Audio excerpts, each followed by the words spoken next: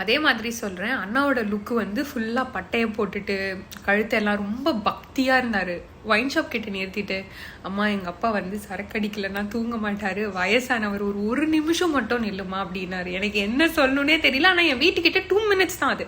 Okay, ஒரு பக்கம் பயமாக இருக்குது, ஒரு பக்கம் அவரை பார்க்க மரியாதையாக இருக்குது. எனக்கு ஒன்றுமே புரியல. நான் அமைதியாக 1 நிமிஷம். ஆனால் அவர் நிறுத்தின இடம் வந்து காய்கறிலாம் விற்கிற இடம், கொஞ்சம் சேஃபாக தான் நிறுத்திட்டு போனார். ஒரு 1 minute ரொம்ப வேகமாக வந்துட்டார்.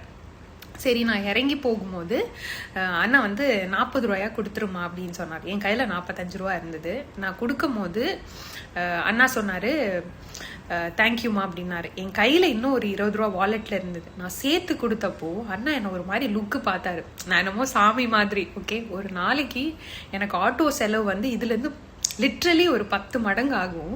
ஆனால் அண்ணாக்கு நான் கொடுத்த அந்த எக்ஸ்ட்ரா 20 ரூபா, அந்த பொண்ணோட 15 ரூபா, என்னோட காசு சேர்த்து எக்ஸ்ட்ரா ஒரு 20 ரூபா கொடுத்தது. அந்த அண்ணா அவ்வளோ சந்தோஷப்பட்டார். எனக்கு உண்மையிலே டயர்டாக இருந்தது. 2.5 மணி நேரம் ஆச்சு இன்னைக்கு நான் வரத்துக்கு.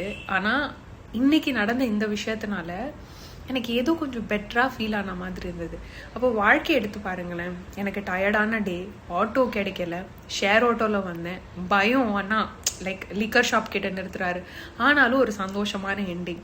ஸோ இதுலேருந்து நான் உங்களுக்கு என்ன சொல்லணும்னு நினச்சேன்னா, லைஃப்பில் நிறைய அப்ஸ் அண்ட் டவுன்ஸ் இருக்கும், பட் அழகாக தான் முடியும்னு நினைக்கிறேன். அவ்வளோதான் சொல்லணும்னு நினச்சேன். பை.